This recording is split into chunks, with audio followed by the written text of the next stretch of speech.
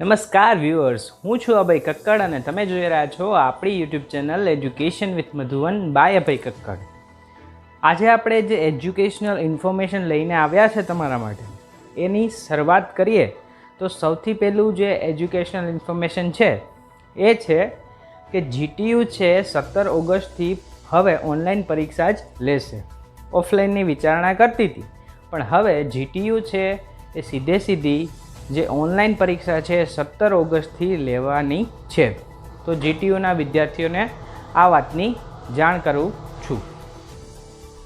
ત્યારબાદ બીજી અને અગત્યની વાત કરીએ તો એ છે કે આરટી હેઠળ જે વિદ્યાર્થીઓ પ્રવેશ મેળવવા માંગે છે એ લોકોને પ્રવેશ છે એ હવે શરૂ થઈ ગયો છે અને આરટી હેઠળ પ્રવેશની પ્રક્રિયા છે 19મી ઓગસ્ટથી 29મી ઓગસ્ટ સુધીમાં થવા જઈ રહી છે અને આખી જે કાર્યવાહી છે એ ઓનલાઈન કરવામાં આવેલી છે, એટલે એ પણ ખાસ નોંધ લેવી.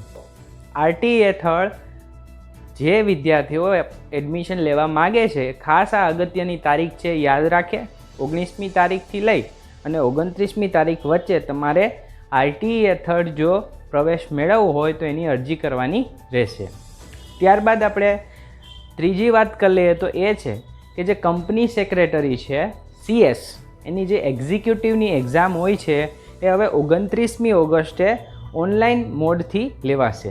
એટલે CSની જે પ્રિપરેશન કરતા વિદ્યાર્થીઓ છે એક્ઝિક્યુટિવની, એ લોકો માટે પણ આ એક અગત્યના સમાચાર છે. પછી વાત કરીએ મિત્રો જે અનલોક 1, 2 એ તો આપણે જોયા. હવે આગળ જે પ્રક્રિયા છે એ શિક્ષણ ક્ષેત્રે કઈ રીતે થશે એ હું તમને આજના વિડીયોમાં સમજાવવા જઈ રહ્યો છું. તો ચાલો હવે આપણે જોઈએ કે શિક્ષણ ક્ષેત્રમાં અનલોક છે કઈ રીતે કરવામાં આવશે. તો જે કેન્દ્ર સરકાર છે એના જે વિભાગો હોય છે એમાં શિક્ષણ ક્ષેત્ર છે એના વિશે ચર્ચા વિચારણાને અંતે એવો નિષ્કર્ષ નીકળ્યો, એવી સંભાવનાઓ જાગી કે શિક્ષણ ક્ષેત્રમાં અનલોક છે એ હવે પછી જે 1 સપ્ટેમ્બર છે, તો 1 સપ્ટેમ્બરથી આ અનલોક છે એ થવા જઈ રહ્યું છે. 1થી 15 સપ્ટેમ્બર દરમિયાન જે ધોરણ 10 અને 12 છે એના ક્લાસ છે એ ખોલાશે. એટલે કે 1થી 15 સપ્ટેમ્બર વચ્ચે ધોરણ 10 અને 12 આ બંનેના ક્લાસ છે ખોલવામાં આવશે. હવે કેવી હશે આ જે અનલોક પ્રક્રિયા, શિક્ષણ ક્ષેત્રની અનલોક પ્રક્રિયા છે, એમાં કયા કયા મુદ્દાઓ છે એ હું તમને આજના વિડીયોમાં જણાવવા જઈ રહ્યો છું. અને હા મિત્રો, ચાલુ વિડીયોમાં જ કહી દઉં કે જો તમે હજી સુધી આ ચેનલ સબસ્ક્રાઈબ નથી કરી તો અત્યારે જ સબસ્ક્રાઈબ કરી લો, જેથી કરીને તમને આવી જ એજ્યુકેશનલ ઇન્ફોર્મેશન છે એ સતત મળતી રહે. તો ચાલો હવે હું તમને જણાવું કે જે શૈક્ષણિક અનલોક છે એ કેવું હશે. આપણને ખબર છે કે કોરોના વાયરસને લીધે ઘણું બધું શૈક્ષણિક કાર્ય છે બગડ્યું છે, પણ રોગ જ એવો છે, પેન્ડેમિક છે, તો એનાથી ડરવું પણ આપણે પડે છે. તો પણ હવે આગળ વધવાનો સમય આવી ગયો છે અને આપણે એની સાથે જીવતા પણ શીખવાનું છે. તો કોરોના વાયરસ સાથે આપણે જીવતા શીખવાનું છે, ત્યારે હવે શિક્ષણ ક્ષેત્રમાં પણ અનલોક છે એ આવી રહ્યું છે. તો કેવું હશે શૈક્ષણિક અનલોક, ચાલો હવે આજે આપણે જોઈએ. તો જે શૈક્ષણિક અનલોક છે એમાં કેટલાક મુદ્દાઓ આવરી લીધા છે. હવે આ અનલોકની પહેલાં તો જરૂરિયાત શા માટે પડી? એટલો પેન્ડેમિક છે તો પણ અનલોક શા માટે કરવું? તો એના ઘણા બધા કારણો છે. પહેલું કારણ તો એ છે કે જે બાળકો સુવિધાઓથી વંચિત છે, જે લોકો પાસે મોબાઈલ તો શું, ટીવી પણ ઘરની અંદર નથી, મોબાઈલ ટીવી એવી કોઈ પણ સુખ સગવડ નથી, તે લોકો ઓનલાઈન તો ભણી નથી શકવાના.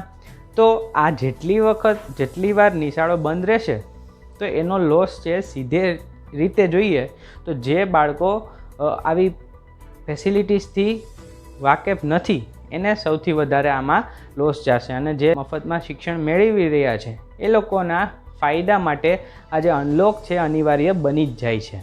અને બીજું એક જોઈએ તો આ તો એક વાત થઈ, સામાન્ય સાયકોલોજી જોઈએ તો બાળકોનો પણ મંતવ્ય હવે એવો જ છે કે શાળાએ જવું છે અમારે.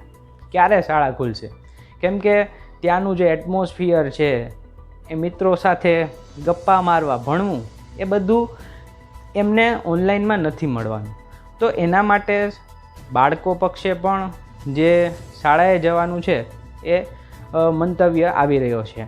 હા, વાલીઓ છે હજી ડરે છે કે ભાઈ કોરોના સંક્રમણ થશે તો બાળકોને મોકલવા નથી માગતા, પણ આપણે વચલો રસ્તો કરી અને કઈ રીતે આગળ વધવું એવું આ જે નવું અનલોક આવવાનું છે, શૈક્ષણિક અનલોક, હજી ઓફિશિયલ એટલે કે જાહેર નથી થયું, પણ એવી સંભાવના છે કે 1 સપ્ટેમ્બરથી 15 સપ્ટેમ્બર વચ્ચે જે ધોરણ 10 અને ધોરણ 12 છે તેઓની જે અભ્યાસક્રમ છે, તેઓનું જે ભણાવવાનું છે એ હવે શરૂ કરવામાં આવશે. એટલે કે 1 સપ્ટેમ્બરથી 15 સપ્ટેમ્બર જે 2 અઠવાડિયા દરમિયાન છે એ શાળાઓ છે એ ખુલી શકે એવી શક્યતાઓ જણાઈ રહી છે અનલોક 3ની અંદર.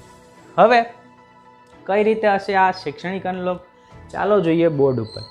પહેલું છે કે અનલોક કરી અને વિદ્યાર્થીઓમાંથી 50% વિદ્યાર્થીઓને બોલાવવામાં આવી શકે છે. એટલે કે ક્લાસની અંદર જો 70ની સંખ્યા હોય તો 35 વિદ્યાર્થીઓ એક દિવસ અને બીજા 35 વિદ્યાર્થીઓ બીજે દિવસે, એવી રીતે બોલાવવામાં આવે. પછી બીજું છે કે OD1 પદ્ધતિથી પણ શાળાઓ ચલાવવામાં આવે કે એક દિવસ આવવાનું એક દિવસ નહીં. એ રીતે OD1 છે, 50% વિદ્યાર્થીઓ સાથે પણ શાળા છે શરૂ થઈ શકે છે. અને એ પણ ખાસ યાદ રાખજો કે હજી 9, 11 એની કોઈ માહિતી નથી, પણ જે અગત્યના વર્ષ છે, બોર્ડના વર્ષ જે કહેવાય છે, ધોરણ 10 અને 12, આ ધોરણ 10 અને 12 છે એનું જ શરૂઆત છે એનાથી કરવામાં આવશે અને ખોલવામાં શાળાઓ આવશે. તો પહેલું છે કે 50% વિદ્યાર્થીઓ બોલાવી શકાય OD1 પદ્ધતિથી. બીજું છે કે શાળાનો જે સમય છે, જે અત્યાર સુધી જે 6-7 કલાક કે 8 કલાકનો હતો, એ શાળાનો અભ્યાસ સમય છે એ પણ ઘટાડવામાં આવી શકે છે અને એ 3-4 કલાકનો જ કરી દેવામાં આવશે. પછી છે કે સ્કૂલો છે 2 જુદી જુદી શિફ્ટમાં પણ ચલાવી શકાય. એટલે કે સ્કૂલ છે એક સવારની પાળી, એક બપોરની પાળી, એ રીતે જુદી જુદી શિફ્ટોમાં પણ ચાલી શકે. પછી છે કે આનો જે અનલોક આવશે એનું લક્ષ્યાંક શું છે, તો કે 14મી નવેમ્બર સુધીમાં દેશની જે તમામ શૈક્ષણિક સંસ્થાઓ છે એ ખોલી નાખવી અને વિદ્યાર્થીઓ શાળાએ જવા માંડે. અને આપણું જે આ મોડલ છે એ સ્વિટ્ઝરલેન્ડ મોડલ મુજબ શિડ્યુલ છે આખું તૈયાર કરવામાં આવ્યું છે. જેવી રીતે તબક્કાવાર અનલોક 1, અનલોક 2ની અંદર જે વિવિધ છૂટછાટો આપવામાં આવેલી છે, એવી જ રીતે આની અંદર પણ તબક્કાવાર, એટલે કે લગભગ 1.5 મહિનાના સમયગાળાની અંદર તબક્કાવાર સ્કૂલો છે એ સતત ચાલતી થઈ જાય એવી મનસા છે એ આ અનલોકમાં રહેલી છે. બીજું એક જણાવવાનું કે પ્રાઇમરી શાળાના જે વિદ્યાર્થીઓ છે એ લોકોને હજુ ઓનલાઈન અભ્યાસ જ કરવાનો છે, તો પ્રાઇમરી શાળા હજી ખોલવાનો કોઈ વિચાર છે નહીં. સૌથી પહેલાં 10 અને 12 અને ત્યારબાદ એનું જો સફળ જાય, વ્યવસ્થિત ચાલે તો 6 થી 9 ધોરણ છે એને ખોલવામાં આવશે. તો આ રીતનું હશે નવું અનલોક, શૈક્ષણિક અનલોક જે આવવાનું છે, કમિંગ સૂન છે, જેના વિશેની માહિતી મેં તમને આજે આપી. તો આવી જ નવી માહિતી જોવા માટે, સાંભળવા માટે જોતા રહો આપણી YouTube channel education with Madhuvan by Abhay Kakkad. Channel ઉપર નવા હોય તો સબસ્ક્રાઈબ બટન દબાવો. વિડીયો ગમે તો લાઈક કરો, તમારી કોમેન્ટ પણ તમે નાખી શકો છો. Thank you very much.